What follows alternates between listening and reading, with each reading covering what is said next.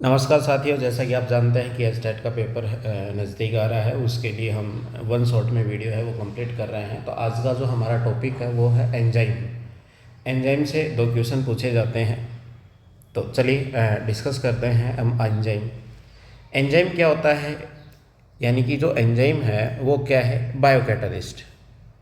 Biocatalyst है। Catalyst हम जानते हैं कि जो कोई भी रिएक्टेंट है वो रिएक्टेंट प्रोडक्ट में कन्वर्ट होता है। तो यहाँ पर हम जो भी लिखते हैं वो क्या कहलाता है, कैटलिस्ट कहलाता है। और कैटलिस्ट जो रेट ऑफ रिएक्शन है उसको एनहांस करने का काम करता है, इंक्रीज कर देता है, उसको हम क्या कहते हैं, कैटलिस्ट बोलते हैं। और जो बायोकेमिकल्स रिएक्शन होते हैं उनको कैटलाइज करने का काम किसका होता है, बायोकैटलिस्ट का होता है। और जो बायोकैटलिस्ट है वो कौन है, एंजाइम है। तो चलिए आज हम डिस्कस करते हैं एंजाइम।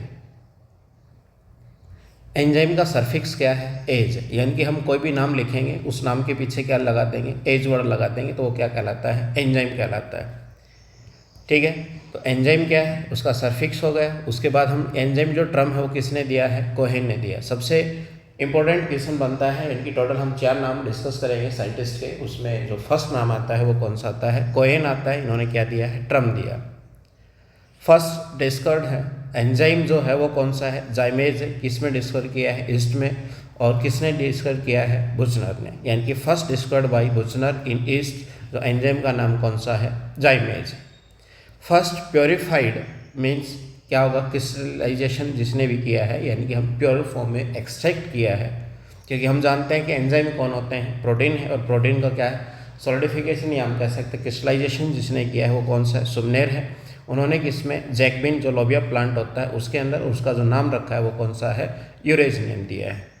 तो ये जो टर्म है, डिस्कवरी है, फर्स्ट प्योरीफाइड है, तो इन तीनों से ही क्या होगा, क्वेश्चन बनता है। तो 3 आपको याद रखने हैं। पहला कौन सा है, कोहेन है जिन्होंने टर्म दिया है। दूसरा कौन सा है, बुचनर है जिन्होंने फर्स्ट डिस्कवर किया, जाइमेज है। और क्रिस्टलाइजेशन प्योरीफिकेशन किसने किया है, सुमनेर ने किया है। फिर हम जानते हैं कि जो एंजाइम्स होते हैं, तो मोस्ट ऑफ एंजाइम क्या होते हैं, प्रोटीन के बने होते हैं, जो कैटलाइज करते हैं किसको, बायोकेमिकल रिएक्शन को। उसी को हम क्या कहते हैं, बायोकैटलिस्ट बोलते हैं। यानी कि एंजाइम है वो क्या है, बायोकैटलिस्ट है। किससे बने हुए हैं, प्रोटीन से बने हुए हैं। ये रेट ऑफ रिएक्शन को इंक्रीज करते हैं, तो इसको हम क्या कहते हैं, एंजाइम है। यानी कि कहने का मतलब है कि प्रोटीन के मॉलिक्यूल है जो रेट ऑफ रिएक्शन को बढ़ाने का काम करते हैं, उनको हम क्या कहते हैं, कैटलिस्ट बोलते हैं। यानी कि ऑलमोस्ट जो all enzyme are made of क्या होगा, प्रोटीन है। तो लगभग जो सभी हैं, यानी कि मोस्ट ऑफ जो एंजाइम है वो किससे बने हुए हैं, प्रोटीन के। किसको छोड़कर है, राइबोजाइम। राइबोजाइम क्या होता है, ये आरएनए का एक मॉलिक्यूल है। और आरएनए क्या होगा, जो न्यूक्लिक एसिड है, न्यूक्लिक एसिड है। इस वजह से जो आरएनए न्यूक्लिक एसिड वो किसकी तरह काम करता है, एंजाइम की तरह काम करता है। और जबकि एंजाइम क्या होते हैं, सभी प्रोटीन के बने हुए होते हैं। तो इस वजह से जो हमारा एक्सेप्शन है, यहाँ से क्वेश्चन बनता है और ये आपको याद रखना है। राइबोजाइम है, राइबोजाइम क्या होगा, एक कैटलिस्ट की तरह। कौन सा कैटलिस्ट है, आरएनए कैटलिस्ट है, न्यूक्लिक एसिड है, जो एंजाइम की तरह क्या करता है, काम करता है। तो ये कौन सा आरएनए है, तो ये आरआरएनए है। और ये कौन है, ये देखेंगे तो प्रोकैरियोटिक सेल है। और कौन सा है, यूकैरियोटिक सेल है। प्रोकैरियोटिक जो सेल होता है उसके अंदर तो कौन सा होगा, 23S आरएनए होता है। क्लियर है। और अगर हम यूकैरियोटिक सेल की बात करते हैं तो 28S आरएनए प्रेजेंट होता है। क्लियर है। तो यानी कि क्या होगा, जो ये राइबोजाइम है वो कौन है, न्यूक्लिक एसिड है। और न्यूक्लिक एसिड है वही किसकी तरह काम कर रहा है, एंजाइम की तरह। जबकि हम जानते हैं कि एंजाइम है वो सभी कौन होते हैं, प्रोटीन के बने हुए होते हैं। तो राइबोजाइम होगा तो वो कौन सा होगा, आरआरएनए है। यानी कि क्या होगा, आरआरएनए है। आरआरएनए कौन सा है, तो 23SS आरएनए और 28SS आरएनए, ये क्या होंगे, प्रोकैरियोटिक सेल है। और कौन सा होगा, यूकैरियोटिक सेल है। फिर क्या कहते हैं कि जो प्रोटीन है, प्रोटीन क्या होगा, जैसे मान लो पहले क्या होगा, प्राइमरी प्रोटीन बना, फिर कौन सा होगा, सेकेंडरी प्रोटीन बना, फिर और कॉन्फ़िगरेशन चेंज होगा, टर्सरी प्रोटीन। जो टर्सरी प्रोटीन है वो क्या है, एक्टिव फॉर्म। और वो एक्टिव फॉर्म है, उसी में क्या करता है, वो एंजाइम की तरह क्या करता है, बिहेव करता है। तो यानी कि यहाँ पर प्रोटीन है वो फोल्ड होगी इटसेल्फ, कोलाइडल फॉर्म में होगा, मैक्रोमोलिक्यूल है। प्रोटीन तो है वो मैक्रोमोलिक्यूल है, क्योंकि पॉलीमर स्ट्रक्चर है, इस वजह से क्या कहलाएगा, मैक्रोमोलिक्यूल कहलाता है। जब ये अपने आप क्या होगा, फोल्ड होगा, तो यहाँ पर क्या होगा, एक कैविटी का फॉर्मेशन होगा। तो तो ये कौन है, टर्सरी प्रोटीन है। और ये कैविटी क्या से कहलाती है, जो पॉकेट लाइक जो स्ट्रक्चर बनेगी उसको हम क्या कहते हैं, एक एक्टिव साइट है जहाँ पर कौन है, सबस्ट्रेट आकर बाइंड होता है, रिएक्टेंट आकर क्या हो जाता है, इसमें फिट हो जाता है। तो ये हमारा जो एंजाइम है उस एंजाइम प्रोटीन की फोल्डिंग है, यानी कि पहले कौन सा प्राइमरी, फिर कौन सा होगा सेकेंडरी, फिर किसमें है टर्सरी में, कॉन्फ़िगरेशन चेंज हो गया। तो लगातार कॉन्फ़िगरेशन बन रहा, तो पहले क्या होगा लीनियर चेन था, फिर उलझा और उसके बाद क्या ग्लोबुलर स्ट्रक्चर बन गई। तो ये जो मॉलिक्यूल बनता है वही मॉलिक्यूल हमारे लिए कौन सा होगा, प्रोटीन का मॉलिक्यूल रहेगा। क्लियर है। फिर हम बात करते हैं कि जो मैक्सिमम जो एंजाइम प्रेजेंट होते हैं वो कहाँ पर प्रेजेंट होंगे, माइटोकॉन्ड्रिया में। तो मैक्सिमम जो ऑक्सीडेशन के जितने भी एंजाइम प्रेजेंट होते हैं वो सब कहाँ होंगे, माइटोकॉन्ड्रिया में। और जो मैक्सिमम हाइड्रोलाइटिक एंजाइम प्रेजेंट होंगे वो कहाँ पर प्रेजेंट होते हैं, लाइसोसोम के अंदर। तो ये आपको ध्यान रखना है कि ऑक्सीडेटिव तो माइटोकॉन्ड्रिया में और हाइड्रोलाइटिक जो एंजाइम है वो कहाँ पर प्रेजेंट होंगे, लाइसोसोम के अंदर प्रेजेंट होते हैं। फिर एंजाइम है वो ऑर्गेनिक कैटलिस्ट है, तो कुछ इनऑर्गेनिक कैटलिस्ट होते हैं, तो कुछ इसके डिफरेंस है वो आपसे पूछे जाते हैं। तो डिफरेंस बिटवीन ऑर्गेनिक और एंजाइम, ऑर्गेनिक कैटलिस्ट है, सॉरी ऑर्गेनिक नहीं इनऑर्गेनिक, तो इनऑर्गेनिक कैटलिस्ट और एंजाइम है वो कौन सा है, ऑर्गेनिक कैटलिस्ट है। तो इसके बीच में क्या होगा, हमें डिफरेंस देखना है। देखिए तो इनऑर्गेनिक कैटलिस्ट है वो एक्टिव होते हैं हाई टेम्परेचर पर और प्रेशर पर। कोई भी आप केमिकल रिएक्शन पढ़ते हैं वहाँ पर 100 डिग्री सेल्सियस से 200 डिग्री सेल्सियस टेम्परेचर होता है, उसके ऊपर क्या होंगे वो एफिशिएंट वर्क करते हैं। प्रेशर है वो भी क्या होगा, हाई प्रेशर हाई टेम्परेचर के ऊपर क्या होगा, वो एक्टिव फॉर्म में रहते हैं। जबकि जो एंजाइम है वो एक नॉर्मल जो मॉडरेट रेट ऑफ जो मॉडरेट रेंज ऑफ टेम्परेचर और प्रेशर होगा उसके ऊपर क्या होंगे, एक्टिव होंगे। क्योंकि जो एंजाइम है वो किस क्या होंगे, डैमेज हो जाएंगे कब, हाई टेम्परेचर और प्रेशर के ऊपर। क्योंकि जब जैसे जैसे हम टेम्परेचर इंक्रीज करेंगे तो 3rd डिग्री कॉन्फ़िगरेशन और सेकंड में कन्वर्ट हो जाएगा फर्स्ट में, क्योंकि क्या किससे बना हुआ है, प्रोटीन से बना हुआ। और जो प्रोटीन है वो क्या होगा, कॉन्फ़िगरेशन बदल लेगा। तो जैसे ही कॉन्फ़िगरेशन बदलेगा तो एंजाइम की एक्टिविटी क्या हो गई, डिस्टर्ब हो जाएगी और डैमेज हो जाएगा इसके ऊपर, हाई टेम्परेचर के ऊपर। तो ये लिमिटेशन है। क्लियर है। जब हम बात करते हैं कि सभी एंजाइम क्या हायर टेम्परेचर वर्क नहीं करते हैं, और कुछ एक्सेप्शन को छोड़कर, तो कौन से कुछ जो एंजाइम हैं वो एक्टिव रहते हैं किसके ऊपर, हायर टेम्परेचर के ऊपर। कौन से, जो एंजाइम आइसोलेट किए गए हैं किससे, उस ऑर्गेनिज्म से जो ऑर्गेनिज्म पहले से ही क्या है, हाईली एक्सट्रीमली टेम्परेचर के ऊपर क्या है, सर्वाइव करता है। यानी कि ऐसे ऑर्गेनिज्म जो हाई टेम्परेचर के ऊपर ज़िंदा रहते हैं उनके अंदर मिलने वाले एंजाइम भी क्या होंगे, टेम्परेचर इंसेंसिटिव होंगे, या कह सकते हैं कि हाईयर टेम्परेचर के ऊपर क्या होंगे, एक्टिव होंगे। कौन होंगे, तो ये कौन है, हॉट वेंट्स है। सल्फर स्प्रिंग के अंदर जो एंजाइम प्रेजेंट होता है, आर्कीबैक्टीरिया प्रेजेंट होते हैं, और वहाँ पर कौन होगा, टैग पॉलीमरेज एंजाइम क्या होगा, उनके अंदर प्रेजेंट होता है। ये कहाँ पर यूज़ होता है, पीसीआर के अंदर हम यूज़ करते हैं, बायोटेक्नोलॉजी के अंदर। क्लियर है। तो टैग पॉलीमरेज है वो 100 डिग्री सेल्सियस तक क्या होता है, एक्टिव रहेगा टेम्परेचर के ऊपर। क्लियर है। यानी कि नॉर्मली हमने बात किया है कि जो एंजाइम है वो नॉर्मल रेंज ऑफ टेम्परेचर पे एक्टिव रहते हैं। इनऑर्गेनिक जो कैटलिस्ट होते हैं वो हाइयर टेम्परेचर प्रेशर के ऊपर एक्टिव होते हैं। पर एंजाइम में कुछ एंजाइम हमें ऐसे मिलते हैं कि कुछ जो ऑर्गेनिज्म है जैसे आर्कीबैक्टीरिया है उससे टैग पॉलीमरेज मिलता है, वो पहले से एक्सट्रीमली एडवर्स कंडीशन या हाई टेम्परेचर जो थर्मल स्वेंट होते हैं वहाँ पर क्या होंगे, उपस्थित होते हैं। तो उनके अंदर प्रेजेंट होने वाला जो एंजाइम है वो एंजाइम क्या होता है, हाई टेम्परेचर पर क्या रहता है, एक्टिव रहता है। फिर हम केमिकल रिएक्शन की बात करते हैं। तो नॉर्मली केमिकल रिएक्शन कितने टाइप की होंगी, फिजिकल रिएक्शन होती है, एक क्या होगा केमिकल रिएक्शन होगी। जो फिजिकल है तो उसमें क्या होगा, बॉन्ड का बनना टूटना होता नहीं है। और केमिकल रिएक्शन में क्या होंगे, पुराने बॉन्ड टूटेंगे और न्यू बॉन्ड का क्या होगा, फॉर्मेशन होगा। तो ये रिएक्शंस है क्या होंगे, एक तो फिजिकल रिएक्शन कहलाती है, एक क्या होगी, केमिकल रिएक्शन कहलाती है।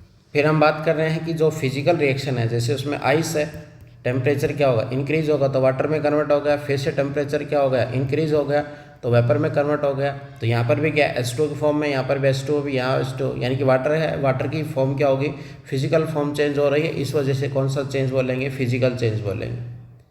केमिकल रिएक्शन में क्या है, BaOH का ऑल्टोइस है, यहाँ H2SO4 है, यानी कि कौन सा बेस है, ये कौन सा एसिड बेस रिएक्शन कहलाएंगे। तो पुराने नए बॉन्ड क्या होंगे, टूटेंगे और बनेंगे, तो इस वजह से क्या कहलाएगा, ये केमिकल रिएक्शंस कहलाएगी। क्लियर होगा। तो ये कौन है, जैसे इसमें फिजिकल स्टेट चेंज हो रही है, किसमें, वाटर की, यहाँ पर क्या होगा, केमिकल चेंज है। केमिकल चेंज में पुराने बॉन्ड क्या टूटते हैं और नए बॉन्ड क्या हो रहे हैं, बन रहे हैं। जब हम रिएक्शन की बात करते हैं जिसमें बॉन्ड का बनना टूटना चलता है, तो वो रिएक्शन क्या कहलाती है, केमिकल रिएक्शन। उस रिएक्शन में हम बात करते हैं तो सबस्ट्रेट किस में कन्वर्ट होता है, प्रोडक्ट में। फिर हम ये देखते हैं कि जो प्रोडक्ट है वो कितना बन पाया पर यूनिट टाइम की अगर हम बात करते हैं तो कितना प्रोडक्ट बन पाता है। तो जो वही जो पर यूनिट टाइम की अगर हम बात कर रहे हैं तो वही क्या कहलाता है, रेट कहलाता है, स्पीड कहलाता है, और क्या कहलाएगा, वेलोसिटी कहलाएगा। इसका मतलब है कि कितना प्रोडक्ट बदला, कितने टाइम में बदला, कितना प्रोडक्ट बदला, कितने टाइम में बदला, वो क्या होगा, रेट कहलाएगा। तो product form per unit time, तो वही क्या होगा, रेट ऑफ रिएक्शन कहलाती है। ठीक है। अब जो रेट है यानी कि रिएक्शंस जो हो रही है, रेट ऑफ रिएक्शन है, इसको अफेक्ट करने वाले कुछ क्या होंगे, फैक्टर होंगे। अब हम देख रहे हैं factor affecting rate of reaction. तो factor affecting rate of reaction में कौन होगा, टेम्परेचर होगा, एंजाइम होगा, सबस्ट्रेट कंसंट्रेशन रहेगी। तो पहला हम जो फैक्टर देख रहे हैं जो रेट ऑफ रिएक्शन को डिस्टर्ब करता है वो कौन सा है, टेम्परेचर है। तो रेट ऑफ रिएक्शन क्या होगी, अगर हम टेम्परेचर चेंज करते हैं, कितना, 10 डिग्री सेल्सियस टेम्परेचर चेंज करते हैं, तो रेट ऑफ जो रिएक्शन है या तो क्या हो जाएगी, 2 टाइम इंक्रीज हो जाएगी या 2 टाइम्स क्या हो जाएगी, डिक्रीज हो जाएगी। यानी कि एवरी 10 डिग्री सेल्सियस टेम्परेचर पर रेट ऑफ रिएक्शन डबल या हो जाती है या क्या होगी, हाफ हो जाएगी। तो वही लिख रखा है हम, 10 डिग्री सेल्सियस है, रेट है वो क्या होगा, ±2 टाइम्स हो जाएगा। यानी कि या बढ़ जाएगा या क्या हो जाएगा, कम हो जाएगा। तो रेट क्या होगा, 2 की पावर क्या होगा, डेल्टा टी अपॉन में क्या होगा, ये 10। क्लियर। तो डेल्टा टी, तो इसका यानी कि फॉर्मूला क्या होगा, रेट इक्वल टू 2 या क्या होगा, डेल्टा टी अपॉन में क्या हो जाएगा, 10 हो जाएगा। तो ये क्या कहलाता है, रेट ऑफ रिएक्शन। कब, जब टेम्परेचर चेंज होगा।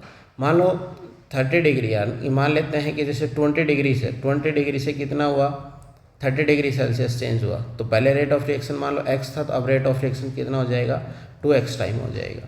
यह हम मान लेते हैं कि पहले 10 डिग्री सेल्सियस पे कोई रिएक्शन हो रही थी, वहाँ से टेम्परेचर इंक्रीज किया, कितना किया, 30 डिग्री सेल्सियस क्या होगा, टेम्परेचर इंक्रीज कर दिया। तो रेट ऑफ रिएक्शन पे क्या चेंज आएगा, 2 की पावर क्या होगा, 30 अपॉन में क्या होगा, 10 हो जाएगा, 3। तो 2 की पावर जो 3 है वो कितना होता है, 8 टाइम्स क्या हो जाएगा, इंक्रीज हो जाएगा। कौन, रेट ऑफ रिएक्शन। क्लियर। कैसे, नहीं सॉरी, क्या नाम है इसका, कि जैसे कि हम जैसे क्वेश्चन को कवर करते हैं कि 10 डिग्री सेल्सियस टेम्परेचर है, यहाँ से 30 डिग्री सेल्सियस टेम्परेचर को हमने इंक्रीज किया। क्लियर है। तो डेल्टा टी कितना आया है, 30 - 10 यानी कि 20 डिग्री। और अब हम जो लिखते हैं 2 डेल्टा टी अपॉन में क्या होगा, 10। तो यानी कि 2 20 अपॉन में क्या हो जाएगा, 10। तो डिवाइड करेंगे तो क्या होगा, 2 की पावर 2 यानी कि 4 टाइम। क्लियर है। टेम्परेचर 30 पे गया है तो इसका मतलब 30 अपॉन में 10 नहीं होगा, कौन सा होगा, डिफरेंस हमें क्रिएट करना है। तो रेट ऑफ रिएक्शन कितने टाइम बढ़ जाएगी, 4 टाइम्स क्या हो जाएगी, इंक्रीज हो जाएगी। तो ऐसे क्वेश्चन आते हैं। तो सिंपली हमें ध्यान रखना है कि मान लो 10 है, 10 से क्या हुआ, 10 डिग्री सेल्सियस इंक्रीज 20 होगा। तो रेट ऑफ रिएक्शन x था तो क्या होगा, 2x हो गया। फिर हम अगर 30 करते हैं तो कितना हो गया, 4x टाइम हो गया। क्लियर। सेकंड फैक्टर आता है टेम्परेचर के अलावा, कौन सा आता है, एंजाइम आता है। जब विदाउट एंजाइम की हम बात करते हैं तो CO2 + वाटर, ये कार्बनिक आयन, बाइकार्बोनेट आयन है, बाइकार्बोनेट आयन का फॉर्मेशन है, यानी कि H2CO3 है। ये फिर क्या होगा, H++ किस में, HCO3 में क्या होगा, कन्वर्ट हो जाएगा। इसका मतलब है कि CO2 + वाटर दोनों जुड़कर जो फॉर्म कर रहे हैं वो 200 मॉलिक्यूल पर हावर की स्पीड से क्या होते हैं, बनते हैं। जब कब, जब एंजाइम नहीं रहता है। जब एंजाइम होगा तो विद एंजाइम की अगर हम बात करते हैं तो ये क्या होगा, 6 लाख पर सेकेंड मॉलिक्यूल का क्या होगा, फॉर्मेशन होगा। तो यहाँ पर देखो 200 मॉलिक्यूल पर आवर है, यहाँ 6 लाख मॉलिक्यूल पर सेकेंड है।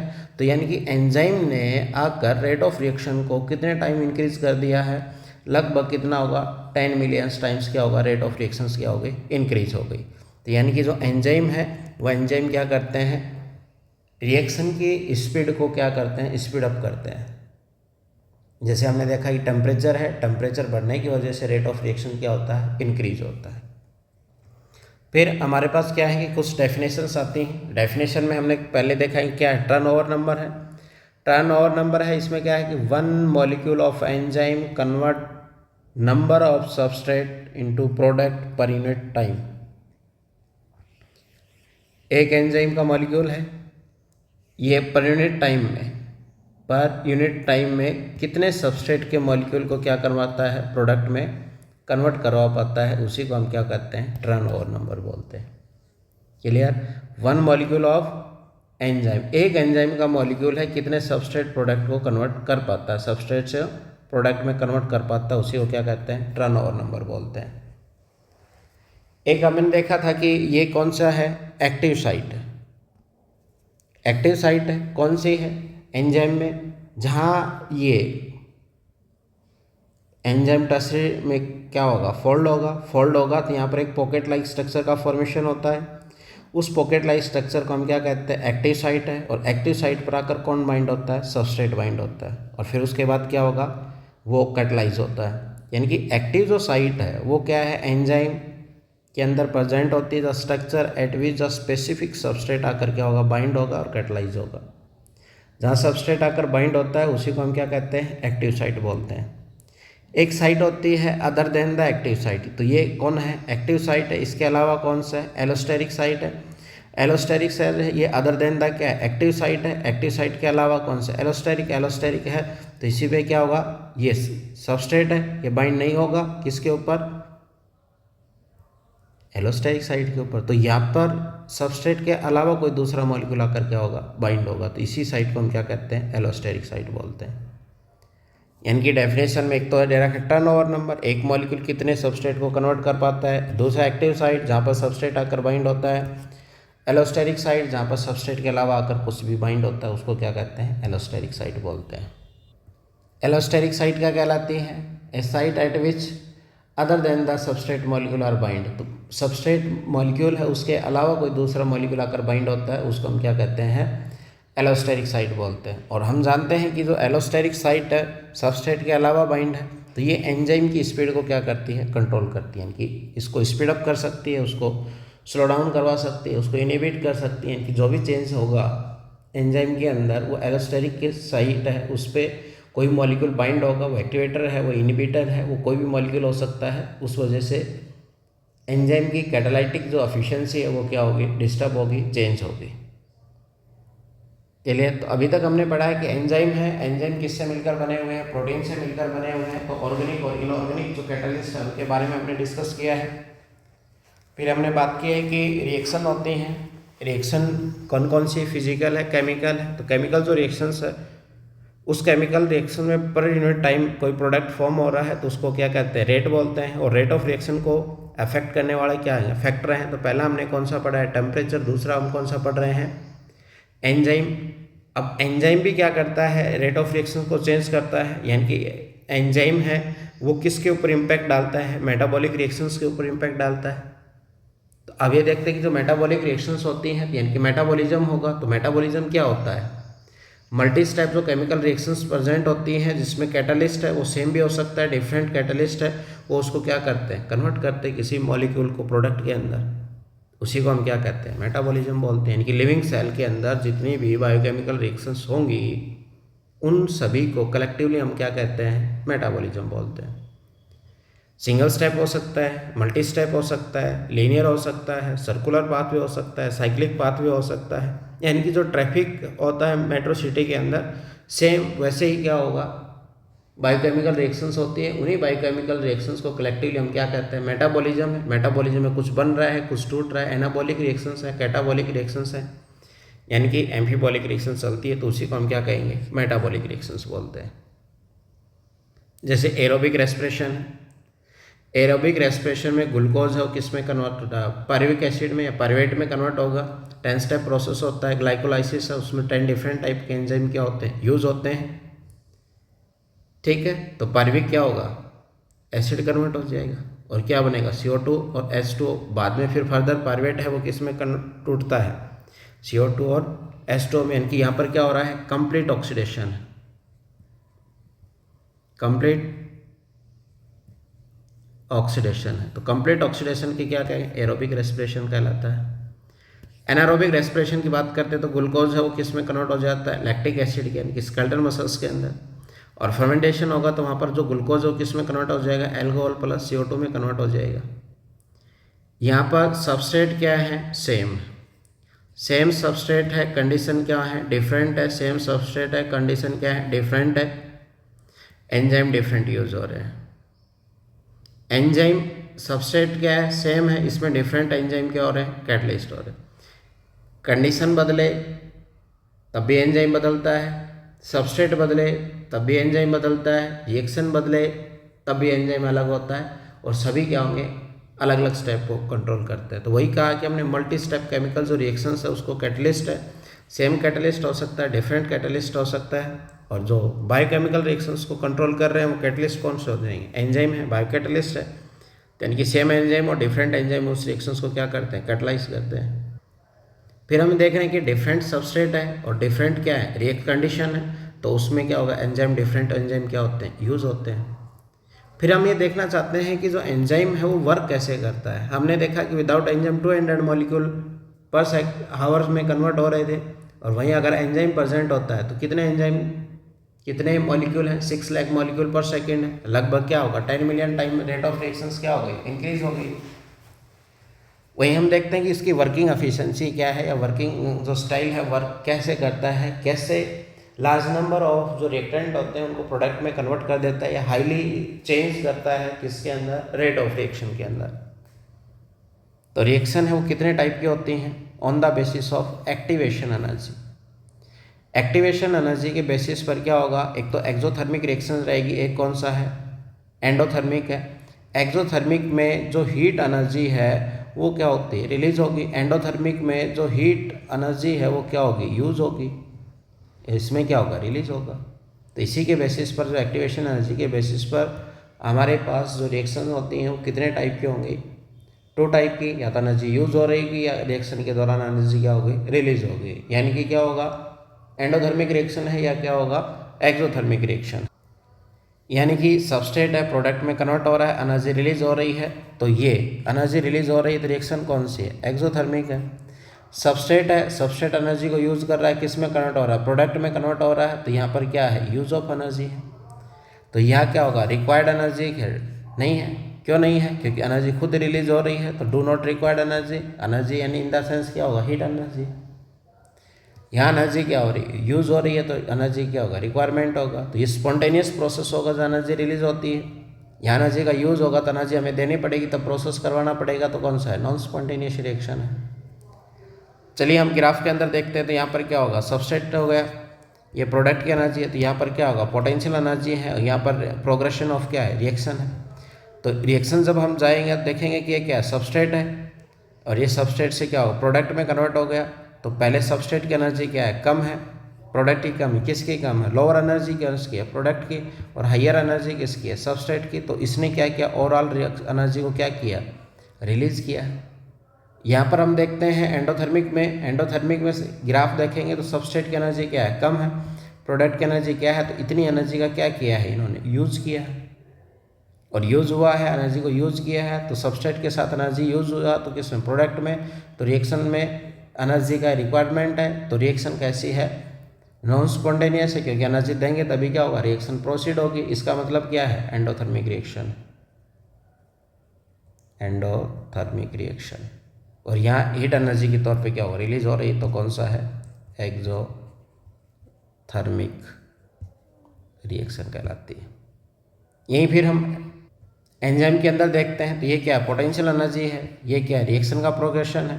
तो सबस्ट्रेट है, ये किस में कन्वर्ट हो रहा है, प्रोडक्ट में कन्वर्ट हो रहा है। तो हायर जो एनर्जी है वो हायर एनर्जी किसकी है, एक्टिवेशन एनर्जी। एक्टिवेशन एनर्जी किसकी है, ये लोअर वाली। चलिए हम समझते हैं कि एक्टिवेशन एनर्जी क्या होता है। ये सबस्ट्रेट की एनर्जी है, ये प्रोडक्ट की एनर्जी है। मिनिमम जो एनर्जी है जिसमें जो रिएक्टेंट है वो प्रोडक्ट में कन्वर्ट हो जाता है, इसको हम बोलते हैं थ्रेशोल्ड एनर्जी बोलते हैं।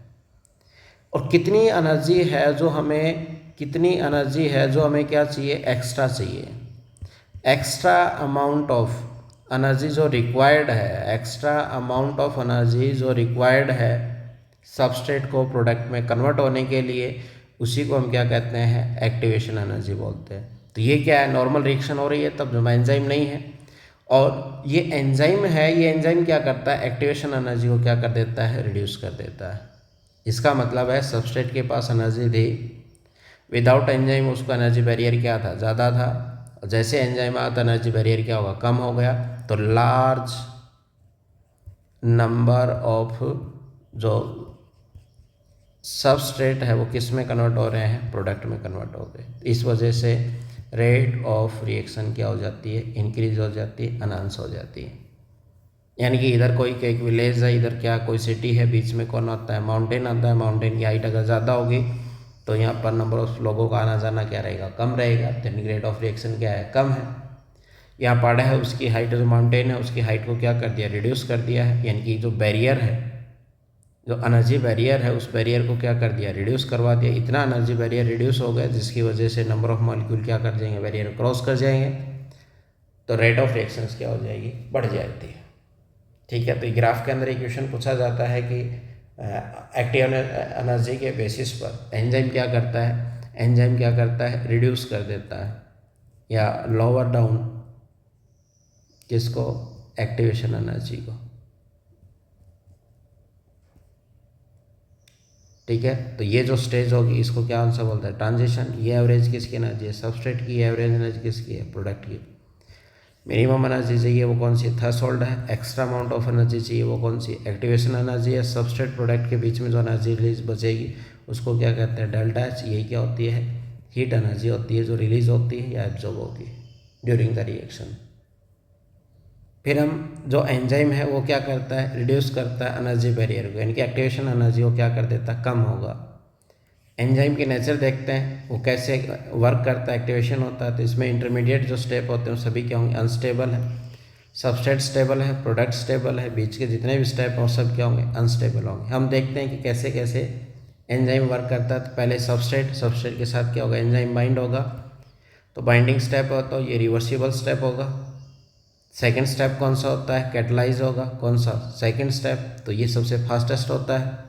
तो इनकी फर्स्ट स्टेप है वो तो क्या होगा, रिवर्सिबल है। बाकी सभी स्टेप क्या रहेंगे, इरिवर्सिबल है। पहले सबस्ट्रेट प्लस एंजाइम का क्या होता है, कॉम्प्लेक्स बनता है, ये सबस्ट्रेट एंजाइम कॉम्प्लेक्स।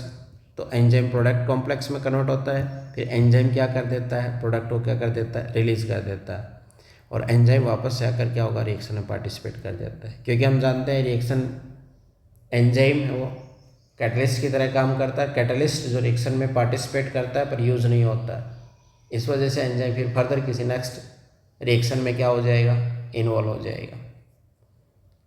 तो इनके अलग अलग स्टेप है। पहले सबस्ट्रेट क्या होगा, बाइंड होगा किस पे, एक्टिव साइट ऑफ एंजाइम पे। फिर उसकी शेप चेंज हो जाएगी। फिर जो एक्टिव साइट है वो पुराने बॉन्ड को तोड़ती है और नए बॉन्ड को क्या करेगी, बनाएगी। नए पुराने बॉन्ड है वो टूटेंगे, बनेंगे, तो एंजाइम प्रोडक्ट को क्या कर देगा, रिलीज कर देगा। एंजाइम फिर से आकर क्या हो जाएगा, रिएक्शन में यूज़ हो जाएगा। तो ऐसे ही स्टेप होते हैं जब एंजाइम वर्क करता है। अब जो रिएक्शन है, रिएक्शन को कैटलाइज कौन कर रहा है, एंजाइम है। रेट ऑफ रिएक्शन को अफेक्ट कौन कर रहा है, एंजाइम है। अब एंजाइम को अफेक्ट करने वाले फैक्टर में कौन है, खुद एंजाइम है। अब एंजाइम की एक्टिविटी को भी क्या करते हैं, फैक्टर अफेक्ट करते हैं। तो कौन कौन से हैं, टेम्परेचर है, पीएच है, और कौन सा है, सबस्ट्रेट कंसंट्रेशन। क्योंकि हम जानते हैं कि जो एंजाइम है वो क्या है, प्रोटीनियस स्ट्रक्चर होती है, और जो प्रोटीन की स्ट्रक्चर होती है वो कौन सी, टर्शियरी स्ट्रक्चर होती है। इस वजह से टेम्परेचर, पीएच और सबस्ट्रेट कंसंट्रेशन चेंज करेंगे तो एंजाइम की एक्टिविटी क्या होगी, डिस्टर्ब होगी, और जिसकी वजह से क्या होगा, रेट ऑफ रिएक्शंस क्या होगा, अलग होगा। फिर हम बात करते हैं कि एंजाइम मैक्सिमम एफिशिएंसी शो कर रहा है किसी पर्टिकुलर टेम्परेचर का, पीएच पर, कहीं पर भी, तो उस कंडीशन को हम क्या कहते हैं, ऑप्टिमम टेम्परेचर बोलते हैं, ऑप्टिमम पीएच बोलते हैं। यानी कि मैक्सिमम एफिशिएंसी को शो करने के लिए एंजाइम को किस पर निर्भर होना पड़ता है, सबस्ट्रेट स्पेसिफिक होता है एंजाइम, पर्टिकुलर जो सबस्ट्रेट होगा उसी को कन्वर्ट करता है रिएक्टेंट में, प्रोडक्ट में। ऑप्टिमम टेम्परेचर है, ऑप्टिमम क्या है, पीएच है। ऑप्टिमम कंडीशन क्या है, जहाँ पर मैक्सिमम एफिशिएंसी है उसको क्या कहेंगे, ऑप्टिमम कंडीशन। उस ऑप्टिमम कंडीशन पे पीएच है तो ऑप्टिमम पीएच है, टेम्परेचर है तो क्या होगा, ऑप्टिमम टेम्परेचर कहलाएगा।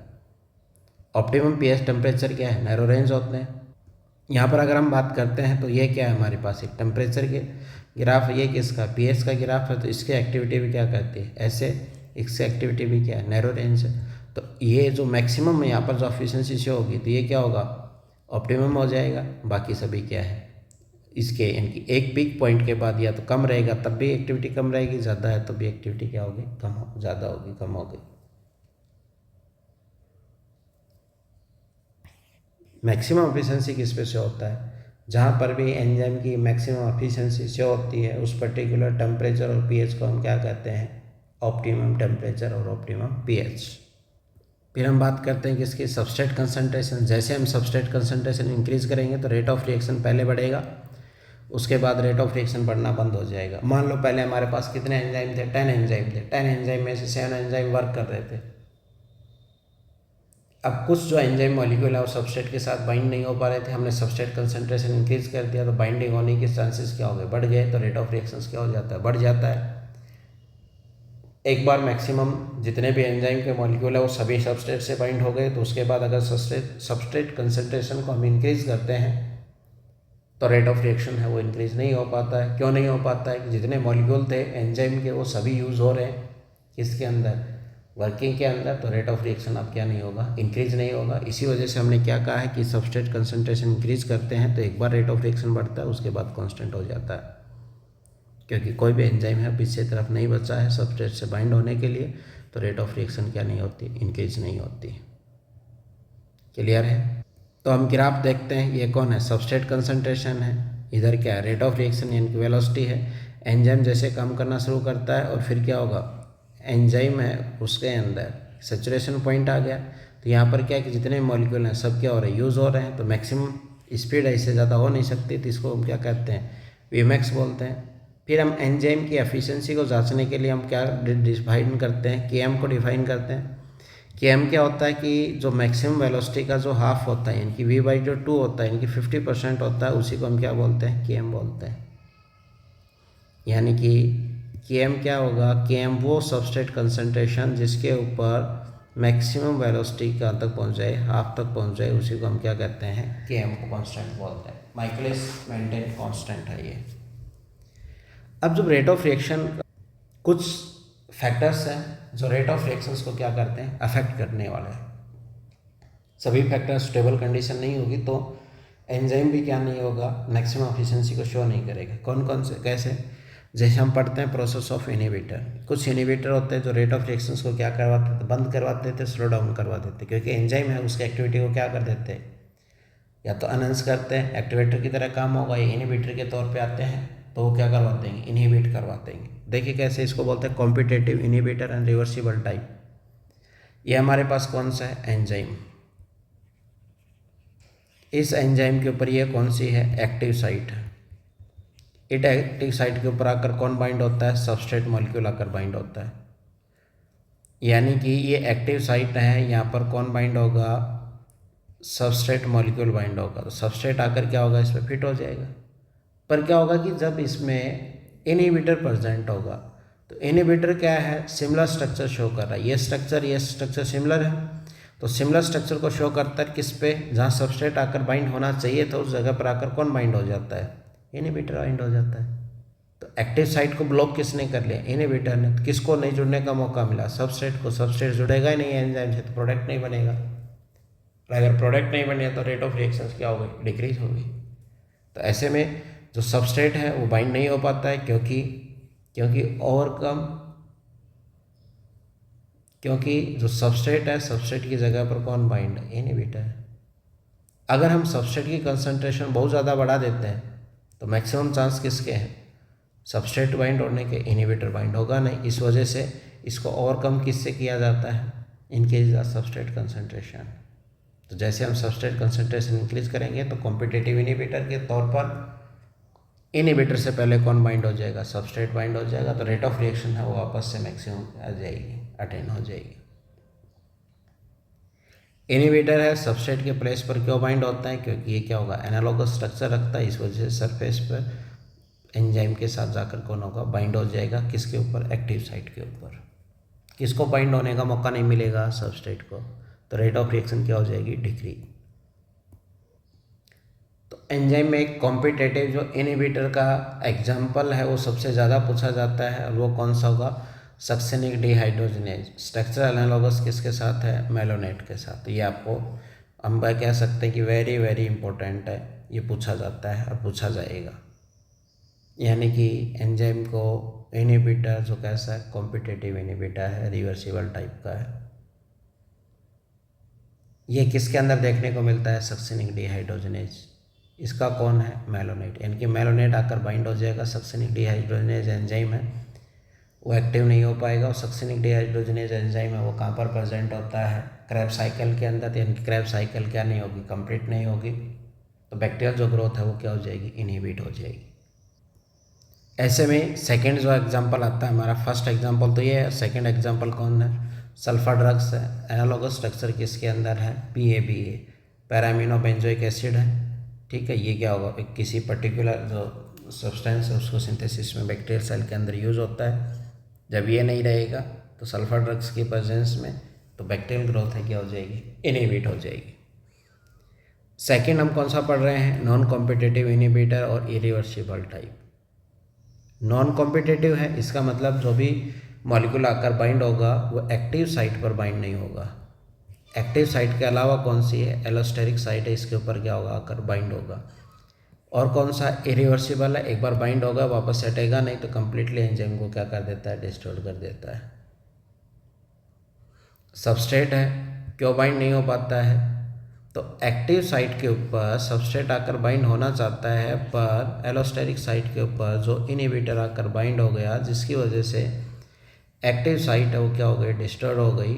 और एक्टिव साइट के डिस्टर्ब होने की वजह से सबस्ट्रेट यहाँ पर आकर क्या नहीं हो पाता है, बाइंड नहीं हो पाता है। क्लियर है, तो ये हम कौन सा पढ़ रहे हैं, नॉन कॉम्पिटिटिव इनहिबिटर और इरिवर्सिबल टाइप। तो ये कौन है, एग्जाम्पल है साइनाइड आयन है, वो इनहिबिटर किसके लिए, साइटोक्रोम C ऑक्सीडेज है, तो उसको इनहिबिट कर देता है, ATS साइकिल क्या होगी, बंद हो जाएगी। अगर एंजाइम में से इनहिबिटर हट जाए तो एंजाइम फिर से क्या होगा, फंक्शन स्टार्ट कर देगा। एस को हम क्या कहेंगे, रिवर्सिबल टाइप। तो हम नेक्स्ट जो है वो कौन सा पढ़ रहे हैं, नॉन कॉम्पिटिटिव इनहिबिटर और रिवर्सिबल टाइप। पहला हमने पढ़ा है कॉम्पिटिटिव इनहिबिटर और रिवर्सिबल टाइप, दूसरा हमने पढ़ा है नॉन कॉम्पिटिटिव इनहिबिटर और नॉन रिवर्सिबल, थर्ड हम पढ़ रहे हैं टाइप का कौन सा, नॉन कॉम्पिटिटिव इनहिबिटर और रिवर्सिबल टाइप। तो ये कौन सा, फीडबैक मैकेनिज्म है, कोई भी सब्सटेंस सिंथेसिस इंक्रीज हो जाता है तो वो वापस किसके साथ आकर बाइंड हो जाएगा, एंजाइम के साथ, तो इनहिबिट कर देगा, वापस से डिमांड होती है तो हट जाता है, डिमांड के अकॉर्डिंग सप्लाई फिर से क्या होगी, चालू हो जाती है। तो एक्टिव साइट के अलावा एलोस्टेरिक साइट में बाइंड होता है और फिर से क्या हो जाता है, हट जाता है। इसको हमको बोलते हैं फीडबैक मैकेनिज्म या मॉड्यूलेशन हम बोलते हैं। एक हम पढ़ते हैं Km कांस्टेंट, कौन सा, माइकलिस मेंटेन कांस्टेंट। ये क्या होता है, Km कांस्टेंट होता है कब, वो सबस्ट्रेट की वो कंसंट्रेशन जिसके ऊपर रेट ऑफ रिएक्शंस क्या हो जाती है, मैक्सिमम की हाफ हो जाती है, उसी को हम क्या कहते हैं, Km कांस्टेंट है। ये एंजाइम की नेचर को शो करने के लिए हेल्पफुल है, यानी कि जिसका Vmax कम है वो एंजाइम हाईली क्या है, एफिशिएंट है, और जिसका Vmax ज़्यादा है इसका मतलब वो एंजाइम की जो एफिशिएंसी है वो क्या है, कम है, किसको लेकर, रिएक्टेंट से प्रोडक्ट में कन्वर्ट करने के लिए। चलिए हम ग्राफ देखते हैं। इधर कौन है, सबस्ट्रेट कंसंट्रेशन, जैसे ये क्या होगा, रेट ऑफ रिएक्शन मैक्सिमम तक पहुंच गई, ये ग्राफ हो गया। तो इस मैक्सिमम का आप क्या होगा, Vmax/2 है, इसके ऊपर जो भी कंसंट्रेशन रहेगी वो क्या कहलाएगा, Km कहलाएगा। एंजाइम की एक्टिविटी में एक आता है हमें कॉम्पिटिटिव इनहिबिटर। कॉम्पिटिटिव इनहिबिटर आ गया, एंजाइम की जो एक्टिविटी क्या होगी, रिड्यूस हो गई, तो इनिशियली रेट ऑफ रिएक्शन क्या होगी, कम होगी, पर जैसे ही सबस्ट्रेट कंसंट्रेशन को हम इंक्रीज करेंगे तो कंपनसेट होकर वापस नॉर्मल स्टेज पे आ जाएगी। तो in presence of competitive inhibitor rate of reaction delay हो गया। यह कौन सा है, नॉन कॉम्पिटिटिव इनहिबिटर्स, इनके यहाँ कोई भी इनहिबिटर्स प्रेजेंट नहीं है। ये कौन सा है, कॉम्पिटिटिव इनहिबिटर्स है, इसके प्रेजेंस में rate of reaction initially slow होती है। जैसे हम सबस्ट्रेट कंसंट्रेशन को इंक्रीज करते हैं तो वापस से या मैक्सिमम जो स्पीड है उसको अटेन कर लेता है। इसका मतलब वी मैक्स सेम रहेगा। वी मैक्स सेम होने की वजह से तो क्या होगा, जो के एम है वो क्या होगा, बढ़ जाता है। यानी कि वी मैक्स तो क्या रहेगा, सेम रहेगा, और के एम क्या होगा, इंक्रीज हो जाएगा। किस कंडीशन में, कॉम्पिटेटिव इनिबिटर, यानी कि वी मैक्स है में कोई चेंज नहीं आएगा, के एम है क्या हो जाएगा, इंक्रीज हो जाएगा। ये जो ग्राफ है वो किसका है, non competitive inhibitor. Non competitive inhibitor क्या होगा, परमानेंटली डिस्टर्ब हो जाता है एंजाइम, वो वापस से रिएक्शन में पार्टिसिपेट नहीं करेगा, तो इनकी नंबर ऑफ एंजाइम मॉलिक्यूल हम डिक्रीज हो जाएंगे, तो रेट ऑफ रिएक्शन भी क्या होगा, डिक्रीज हो जाएगा। तो सबस्ट्रेट कंसंट्रेशन है, ये वी मैक्स है। अब क्या हुआ, इनिबिटर ऐड हो गया तो एंजाइम मॉलिक्यूल डिस्ट्रॉयड हो गए, नंबर ऑफ एंजाइम मॉलिक्यूल कम काम कर रहे हैं, इस वजह से रेट ऑफ रिएक्शन भी क्या रहेगी, कम रहेगी। तो यहाँ पर के एम है वो हमेशा क्या रहेगा, कांस्टेंट रहेगा, और वी मैक्स है वो क्या हो जाएगा, कम ज़्यादा हो जाएगा अकॉर्डिंग टू कंसंट्रेशन या रेट ऑफ या टाइप ऑफ रिएक्शन के अकॉर्डिंग। तो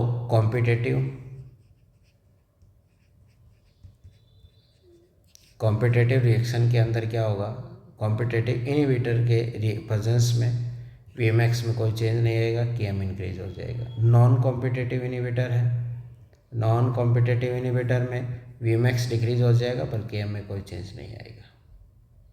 तो ये हमने डिफरेंस पढ़ा है, competitive inhibitor, non competitive inhibitor किसके लिए है, एंजाइम के लिए, एंजाइम की एक्टिविटी को अफेक्ट करता है, और एंजाइम किसको कंट्रोल करता है, बायोकेमिकल रिएक्शंस को कंट्रोल करता है। तो ये हमने कहा है कि जो के एम है किसके ऊपर निर्भर करता है, वी मैक्स का हाफ जो है, जिस सबस्ट्रेट कंसंट्रेशन है उसको हम क्या कहते हैं, के एम बोलते हैं। के एम डिपेंड किस पे करता है, पीएच पे करता है, टेम्परेचर पे करता है, सबस्ट्रेट कंसंट्रेशन या उसकी नेचर पे निर्भर करता है, क्योंकि के एम है वो क्या है, कांस्टेंट है, और कांस्टेंट है वो मेनली इन चीज़ों के ऊपर क्या होता है, निर्भर रहता है। फिर हम एंजाइम की बात करते हैं कि जो एंजाइम है, एंजाइम कांस्टेंट है वो कौन सा है, के एम कांस्टेंट। के एम कांस्टेंट है वो एंजाइम की कंसंट्रेशन पर निर्भर नहीं करता है, टेम्परेचर, पीएच, सबस्ट्रेट की नेचर पे तो निर्भर करता है, पर कंसंट्रेशन पर निर्भर नहीं करता। कौन नहीं करता है, के एम। के एम किस पे निर्भर नहीं है, टेम्परेचर पे है, कंसंट्रेशन पे है, नेचर पे है, तो किस पे नहीं है, एंजाइम कंसंट्रेशन पे नहीं है। फिर हम आगे बढ़ते हैं, कौन सा, नोमेनक्लेचर किसका, एंजाइम का। नोमेनक्लेचर, एंजाइम के नोमेनक्लेचर के बात तो आते हैं तो कितनी क्लास है, 6 क्लास है। ईच क्लास में 14 to 13 क्या सब क्लासेस होते हैं, और उनको हम क्या करते हैं, 4 डिजिट के अंदर क्या करते हैं, उसका नोमेनक्लेचर करते हैं। जैसे मान लो 4 3 2 1 ऐसा कोई 4 नंबर है वो लिखे रहेंगे, 4 डिजिट के नंबर, वही क्या कहलाएगा, नोमेनक्लेचर होता है। और नोमेनक्लेचर किसके लिए है, वो एंजाइम के लिए। और एंजाइम की जो कुछ क्लासें होती हैं वो फिक्स ऑर्डर में होती हैं, उनको एक नंबर दिया गया है, कोड दिया गया है, उस कोड को हम क्या बोलते हैं, फिर उसका नोमेनक्लेचर बोलते हैं। तो इसमें टोटल कितनी क्लासें हैं, 6 क्लास है। सब क्लास में क्या होगा, 14 to 13 क्या है सब, और इसमें क्या होगा, एक जो एंजाइम है उसको 4 डिजिट नंबर क्या होगा, मिलता है। एक वो एंजाइम है जो ऑक्सीडेशन रिडक्शन में क्या आते हैं, इन्वॉल्व होते हैं, इसमें catalyst oxidation reduction between 2 substrate. तो एक का जो हाइड्रोजन है वो निकल कर दूसरे के पास पहुंच गया, या इसका हाइड्रोजन है वो हटकर उसके पास आ गया, तो इसका क्या होगा, ऑक्सीडेशन होगा, दूसरे क्या होगा, रिडक्शन होगा। तो ये फर्स्ट क्लास है वो कौन सी है, ऑक्सीडेशन रिडक्शन है। तो ये एक रिड्यूस होगा, एक ऑक्सीडाइज होगा, तो एक्सचेंज किसका हुआ है, H+ का हुआ है, साइटोक्रोम C ऑक्सीडेज डिहाइड्रोजनेज, एक एग्जाम्पल हम पढ़ते हैं। सेकंड जो क्लास होगी वो कौन सी होगी, ट्रांसफरेज रहेगा, यानी कि एक जो ग्रुप है वो एक के पास है, ये अपना ग्रुप दूसरे को दे देता है, इसको क्या कहते हैं, ट्रांसफरेज एंजाइम बोलते हैं। तो एंजाइम है वो कैटलिस्ट करता है ट्रांसफर ऑफ ए ग्रुप जी, वो ग्रुप में क्या होगा, अदर देन हाइड्रोजन। अगर हाइड्रोजन का एक्सचेंज हो रहा है इधर से इधर तो क्या होगा, ऑक्सीडेशन रिडक्शन होगी। यहाँ जो हाइड्रोजन का नहीं है तो क्या होगा, ट्रांसफरेज हो गया। थर्ड कौन सा आता है, थर्ड जो क्लास आती है वो कौन सी है, हाइड्रोलेज एंजाइम है, वो हाइड्रोलेज है। तो क्या करते हैं, वाटर की प्रेजेंस में इथर, प्रोटीन, ये जितने भी पेप्टाइड है, ग्लाइकोल, जहाँ पर डी हाइड्रेशन रिएक्शंस पे होती हैं वहीं पर क्या होगा, हाइड्रोलेज, वापस से पानी मिलेगा तो टूट जाएगा, पानी को एलिमिनेट कर देते हैं। तो ये इन सभी के अंदर क्या होगा, हाइड्रोलेज रिएक्शन होगी, जिसमें प्रोटीज होगा, लाइपेज होगा, कार्बोहाइड्रेट हो जाएगा, न्यूक्लियस होगा, सभी जो पॉलीमेरिक सब्सटेंस है उसको ब्रेक करने का काम करते हैं। तो ये एंजाइम कौन से होते हैं? हाइड्रोलाइटिक एंजाइम होते हैं। लाइगेज एंजाइम जो है वो कौन से होते हैं? रिमूवल ऑफ ग्रुप सबस्ट्रेट से मैकेनिज्म क्या होगा? अदर देन द हाइड्रोलाइसिस, यानी कि ए है वो अगर बी के साथ जुड़ता है तो हम मानते हैं कि ग्लाइकोसाइडिक बॉन्ड में H2 रिलीज हो जाएगा, पर यह H2 रिलीज नहीं होकर क्या होगा? कोई अदर सब्सटेंस है वो क्या होगा? रिलीज हो जाएगा। इस टाइप के रिएक्शंस को हम क्या करते हैं? Ligase type. उसमें हमने देखा है कौन सा एल्डोलेज है, कार्बन कार्बन क्या है? ये एक्स है, ये वाई है, तो ये कौन? Other than the water molecule release हो जाएगा और एक मॉलिक्यूल ये बन गया। फिफ्थ है वो कौन सा है? फिफ्थ है वो कौन सा? आइसोमरेज। आइसोमरेज में क्या होगा? केमिकल स्ट्रक्चर क्या रहेगी? सेम रहेगी, उसके ऊपर अरेंजमेंट क्या होगा? अलग रहेगा। एंड मॉलिक्यूलर फार्मूला क्या है? अरेंजमेंट क्या होगा? डिफरेंट होगा। ये एक्स मान लो यहाँ का जुड़ गया इसके ऊपर, ये वाई इधर चल गया, तो उसको हम क्या कहते हैं? आइसोमराइजेशन। एक इंटरचेंजेबल क्या होगा? स्ट्रक्चर होती है। तो इसमें इंक्लूड कौन होता है? एंजाइम होता है, इंटरकन्वर्जन होता है, ऑप्टिकल और ज्योमेट्रिकल आइसोमेरिज्म का। और सबसे लास्ट है वो कौन सा है? लाइगेज है। एंजाइम कैटलिस्ट करते हैं तो वापस से ज्वाइन करने का काम किसका होता है? लाइगेज का। ठीक है, तो लाइगेज में हमने देखा कि कौन सा एल्डोलेज है, तो यानी कि वाटर के अलावा जो मॉलिक्यूल है, यानी कि अगर H2 और OH होता तो क्या वाटर रिमूव हो जाता? Dehydration reaction. इसके अलावा कौन से एक्स और वाई मॉलिक्यूल रिमूव हो रहे हैं। ठीक है, नेक्स्ट क्लास कौन सी है? आइसोमरेज। आइसोमरेज में क्या होगा? केमिकल फार्मूला, मॉलिक्यूलर फार्मूला तो सेम होगा पर उसका रीअरेंजमेंट क्या होता है? डिफरेंट होता है, यानी कि स्ट्रक्चरल फॉर्म चेंज होती है, उसी को हम क्या कहते हैं? आइसोमरेज बोलते हैं। एक टाइप का मॉलिक्यूल है वो उसी की दूसरे फॉर्म में, जैसे ग्लूकोज है ग्लैक्टोज में चेंज हो जाता है, ग्लूकोज है फ्रक्टोज में चेंज हो रहा है, वो सभी जो एंजाइम है वो कौन से है? Isomerase enzyme. सबसे लास्ट है 6th क्लास आती है, वो कौन सी आती है? लाइगेज आती है। तो किसी दो मॉलिक्यूल को, यानी कि ए है और प्लस बी मॉलिक्यूल को, ए और बी मॉलिक्यूल को जोड़ने का काम कौन करता है? लाइगेज। ए बी और मॉलिक्यूल अब किस में? किसी एक स्ट्रक्चर का हिस्सा है, जैसे डीएनए को ये टुकड़ा है, एक टुकड़ा ये है, इस दोनों टुकड़े को जोड़ने के लिए ये जो तो कौन होगा? डीएनए लाइगेज इन ग्लू का काम करता है। स्टेट सिंथेसिस है तो मॉलिक्यूल क्या जुड़ रहे हैं। फिर हम किसकी बात करते हैं? टाइप ऑफ एंजाइम की बात करते हैं। टाइप ऑफ में सबसे पहले कौन सा? सिंपल एंजाइम आते हैं, और कौन से आते हैं? कॉन्जुगेटेड एंजाइम आते हैं। सिंपल एंजाइम किससे बने हुए होते हैं? ओनली प्रोटीन से बने हुए होते हैं। और ये कौन से? कॉन्जुगेटेड एंजाइम है तो ये प्रोटीन प्लस किससे है? नॉन प्रोटीन से मिलकर बने हुए। तो कॉन्जुगेटेड है, कॉम्प्लेक्स एंजाइम, सिंपल एंजाइम है, इसको हम क्या कहते हैं? होलो एंजाइम बोलते हैं। होलो एंजाइम में एक होता है कौन सा? प्रोटीनियस पार्ट होता है, एक कौन सा होगा? नॉन प्रोटीनियस पार्ट होगा। तो प्रोटीनियस जो पार्ट होगा वो कौन सा कहलाता है? एपो एंजाइम पार्ट होता है। तो एपो एंजाइम कौन सा है? प्रोटीन का बना हुआ। और नॉन प्रोटीनियस पार्ट है वो क्या कहलाता है? कोफैक्टर कहलाता है। तो नॉन प्रोटीनियस पार्ट होगा। नॉन प्रोटीनियस पार्ट है उसमें कितने पार्ट होंगे? 3 पार्ट होंगे। एक तो कोएंजाइम रहेगा, एक क्या होगा? कोफैक्टर रहेगा, मेटल प्रोस्थेटिक ग्रुप है, और थर्ड कौन सा होगा? ये रहते हैं।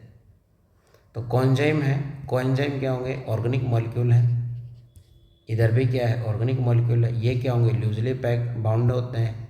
ये क्या होंगे? टाइटली बाउंड हो जाएंगे। और मेटल आयन तो आप जानते हैं, जैसे मैग्नीशियम है, जिंक है, ऐसे मॉलिक्यूल्स है वो किसकी तरह? कोफैक्टर की तरह काम करते हैं। यानी कि टाइप ऑफ एंजाइम है। टाइप ऑफ एंजाइम है, कुछ सिंपल एंजाइम है, कुछ कॉन्जुगेटेड एंजाइम, कॉम्प्लेक्स है। इसमें क्या होगा? होलो एंजाइम बोलते हैं। प्रोटीनियस पार्ट है वो ओपो एंजाइम है। नॉन प्रोटीनियस पार्ट है वो कौन सा है? कोफैक्टर। कोफैक्टर कितने टाइप के? 3 टाइप के। एक तो कोएंजाइम है, दूसरा प्रोस्थेटिक ग्रुप है, तीसरा कौन सा है? Metal ion. तो कोएंजाइम में कौन कौन आते हैं? विटामिन आते हैं। प्रोस्थेटिक ग्रुप में हिम मेटल आयन हो गए, जिंक हो गए, हिम पार्ट होगा प्रोस्थेटिक ग्रुप है। तो ऑर्गेनिक इनऑर्गेनिक टाइप के क्या होते हैं? कोफैक्टर्स होते हैं। क्लियर? जैसे कोएंजाइम है, ऑर्गेनिक मॉलिक्यूल कंपाउंड है। प्रोस्थेटिक ग्रुप क्या होगा? इनऑर्गेनिक ऑर्गेनिक दोनों हो सकते हैं। मेटल आयंस है वो लूजली किसी अनऑर्गेनिक है, तो लूजली बाउंड होते हैं, ये टाइटली बाउंड होंगे, और ये क्या? कोऑर्डिनेट बॉन्ड के साथ बाउंड होंगे। तो ये हमारे पास क्या है? एंजाइम। और एंजाइम के क्या है? तो हमने यहाँ पर क्या पढ़ा है कि जो कोफैक्टर्स होते हैं, कोफैक्टर में कोएंजाइम है वो ऑर्गेनिक है और लूजली बाइंड होते हैं, ये टाइटली बाइंड रहेंगे। तो इसमें अगर हम देखते हैं तो जो एपो एंजाइम के साथ ही जुड़े हुए हैं, ये आपका कैटलिस्ट जो एक्टिविटी है उसको एनहांस करने का काम करते हैं। तो पेरोक्सिडेज है, कैटिलेज है, तो ये प्रेजेंट है। इसमें कौन होगा? हीम प्रोस्थेटिक ग्रुप एक्टिव होता है। इधर कौन होगा? जो कोऑर्डिनेट बॉन्ड है, कोऑर्डिनेट बॉन्ड की सहायता से कौन जुड़ता है? मेटल आयन जुड़ते हैं। क्लियर हुआ? तो यहाँ पर आपने देखा कि हमने सबसे